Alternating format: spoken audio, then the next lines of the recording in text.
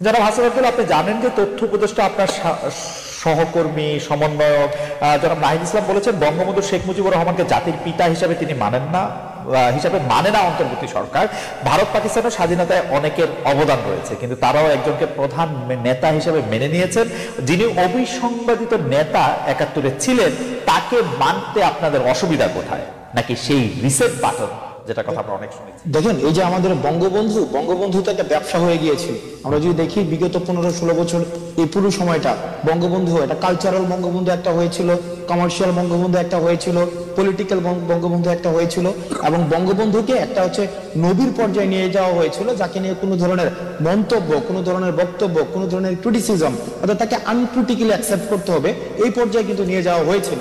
যেমন দেখেন, গত 16 বছরে 15 বছরে আপনি এই যে খালিদ মহিউদ্দিন ভাই, আপনি কি দেখেছেন যে বঙ্গবন্ধুকে নিয়ে কোথায় কোনো কার্টুন লেখা হয়েছে, ক্রিটিসিজম লেখা হয়েছে?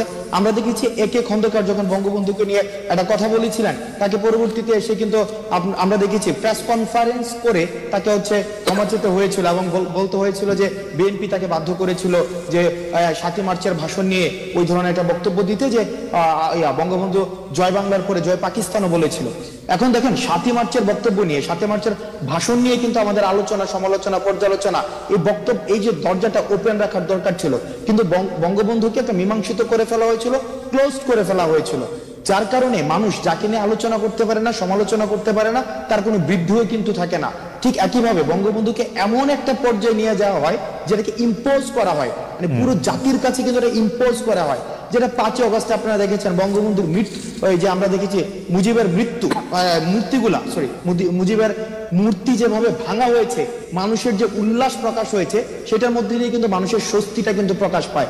আপনি কোন জাতিকে ব্যবসাটা যদি একটা থিসিস হয়, তাহলে কি তার এন্টি থিসিসটা দাঁড় করা দরকার হচ্ছে এইভাবে যে তার একক যে মানে অবস্থানটা, তিনি যে একটা অবিসংবাদিত নেতা ছিলেন, সেই জায়গাটা থেকে বেরিয়ে এসে আপনি কি তাকে নিয়ে কার্টুন করতে চান এখন? মানে ওয়ানলি বিকজ তাকে নিয়ে ব্যবসা করেছিল আওয়ামী লীগ, এখন আপনি তাকে কার্টুন করতে চান? এখন আপনি তার মূর্তি ভাঙার কথা বলেছেন, থিসিসের কথা বলেছেন। আওয়ামী লীগ কিন্তু এন্টিথিসিসের যে রাস্তাটা সেটা বন্ধ করে দিয়েছিল। থিসিস যেখানে থাকবে সেখানে এন্টিথিসিস থাকবে, সেটা থেকে সিনথিসিস আসবে। কিন্তু আওয়ামী লীগ যে কাজটা করেছিল, শুধু বঙ্গবন্ধুকে রেখে আশেপাশের যে ক্যারেক্টারগুলো রেখেছিল তাদেরকে ওয়েপ আউট করে ফেলেছে। তাজউদ্দিনের কথা কখনো বলা হয় নাই, সৈয়দ নজরুলের কথা কখনো বলা হয় নাই। অর্থাৎ শুধুমাত্র বঙ্গবন্ধু কেন্দ্রিক যে মুক্তিযুদ্ধটা হয়েছিল, কিন্তু আমরা দেখি আমি আপনাকে একটু অনুরোধ করতে পারি যে আপনার তো অনেকগুলো ভার্সন, আপনি এখন কোন ভার্সনে আসেন আমি ঠিক জানি না, কিন্তু আপনাকে আমি দেখতে পারি যে আপনি বলছেন যে তাজউদ্দিন আহমেদকে অস্বীকার করা ছিল। তাজউদ্দিন আহমেদের পরিবারের থেকে সবাই আসলে সরকারে কোনো না কোনো ভাবে ছিলেন সবসময়। সৈয়দ আশরাফুল ইসলামের কথা, সৈয়দ নজরুল ইসলামের কথা বলেছে, তার পরিবারেরও আসলে মানে সদস্য আওয়ামী লীগের সর্বোচ্চ পর্যায়ে, দ্বিতীয় সর্বোচ্চ পর্যায়ে পর্যন্ত উঠেছিল। এবং আপনি থিসিস, এন্টিথিসিস এবং সিনথিসিসের কথা বলেছেন। আপনি নিশ্চয়ই এটিও জানেন 75 থেকে 96 সাল পর্যন্ত বঙ্গবন্ধুর নাম উচ্চারণ করা পর্যন্ত একটি নিষিদ্ধ জায়গা পর্যন্ত ছিল। আপনারা সবগুলি জিনিসই বিবেচনা করেছেন কিনা?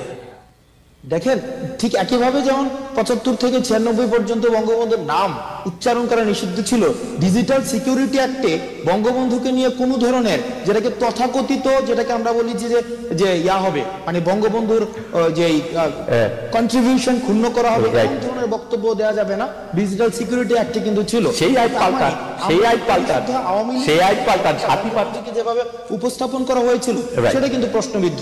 এখন ইতিহাস কিন্তু ম্যাথস না, ইতিহাস কোন, এটার অবজেক্টিভ অ্যানালিসিসের জন্য ডোরটাকে ওপেন রাখতে হবে, এবং এটাকে আমরা কোনো ধরনের ম্যাথসের মতো কনক্লুশনে যেহেতু আসতে পারি না, বা এটার কোনো ধরনের সলিউশন নাই, সেটা সবার পলিটিক্যাল হিস্সা, সেটার হিস্টোরিক্যাল হিস্সা সবাইকে ইকুয়ালি দিতে হয়, যেই রাস্তাটা যেটা আওয়ামী লীগ নিজে বন্ধ করে দিয়েছে। এবং আমরা মনে করি আপনারা কি সেই রাস্তাটা খুলছেন নাকি সে বন্ধ রাস্তার পাশে? আচ্ছা, আপনারা কি সেই রাস্তা খুলছেন নাকি সে বন্ধ রাস্তার পাশে আরেকটা বন্ধ রাস্তা করছেন? দুটি না, আমরা কোনো বন্ধ রাস্তা করছি না।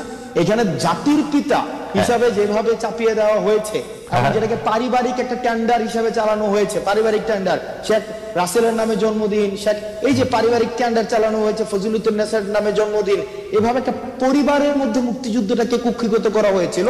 আমরা সেই ডোরটাকে ওপেন রাখছি, অর্থাৎ সবার যে ঐতিহাসিক হিস্সা সবাই ইকুয়াল প্রপোর্শনের ভিত্তিতে পাবে, আমরা সেই চর্চা।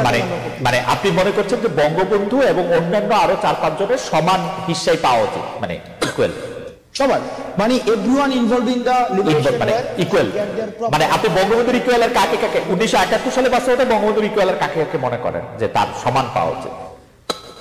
দেখেন এখন বঙ্গবন্ধুকে তো আপনি ক্রিটিসিজমের ঊর্ধ্বে রাখতে পারেন। দাদা আমি ক্রিটিসিজমের ঊর্ধ্বে রাখতে চাই না দাদা আব্দুল্লাহ, আপনি আমাকে ভুল বুঝবেন না, আমি ক্রিটিসিজমের ঊর্ধ্বে রাখতে চাই না। আমি শুধু জানতে চাই যে 1971 সালে পাটাতনে দাঁড়িয়ে আপনি বঙ্গবন্ধুর ইকুয়াল পজিশনে কাকে কাকে রাখতে পারবেন। ডক্টর জাহেদ একটু উসখুস করছেন, আমরা ডক্টর রহমানকে শুনবো, কারণ উনি সবচেয়ে মানে মোক্ষম যুক্তিগুলি নিশ্চয়ই নিজের মনে আলোচনা করেন। আপনার কাছে একটু শুনতে চাই যে 71 পাটাতনে দাঁড়িয়ে আপনি কাকে কাকে কাকে আপনি ইকুয়াল মনে করেন? ইকুয়াল ইকুয়াল এখানে দেখেন ব্যাকস্টেজে যাদেরকে আওয়ামী লীগ ফেলে দিয়েছিল, অর্থাৎ কাল্ট ফিগার, শেখ মুজিবকে যেভাবে কাল্ট ফিগার বানানো হয়েছিল, অন্যান্য আশেপাশের ফিগারগুলোকে একদম উইপ আউট করে, আমরা চাই প্রত্যেকেই এই হিস্ট্রিতে প্রপার ভাবে চর্চিত হোক, সবাইকে নিয়ে আলোচনা করা হোক, সবার যেই রাজনৈতিক হিস্সা, ঐতিহাসিক হিস্সা, তাকে সেভাবে বুঝে রাজনৈতিক হিস্সা এবং আমরা তাজউদ্দিন আহমেদের কথা আমরা বলতে পারি, সৈয়দ নজরুলের কথা আমরা বলতে পারি, আমরা ভাসানীকে নিয়েও কিন্তু আমরা চর্চা করতে সেভাবে দেখি নাই। আমরা যদি দেখেন গত 16 বছরে শুধুমাত্র বঙ্গবন্ধু বঙ্গবন্ধু এটাকে আমরা গতকাল একটা বক্তব্য দেখেছি, বঙ্গবন্ধুকে নিয়ে চর্চা করা নাকি এটা সওয়াবের সমপর্যায় পর্যন্ত হয়েছে। আমরা মনে করি যে ব্যক্তিকে নিয়ে ক্রিটিসিজম না থাকবে, সেই ব্যক্তির বৃদ্ধি প্রসার কোনোটাই থাকে না। অতি কথন তো একটা আছে। জনাব হাসান আব্দুল্লাহ,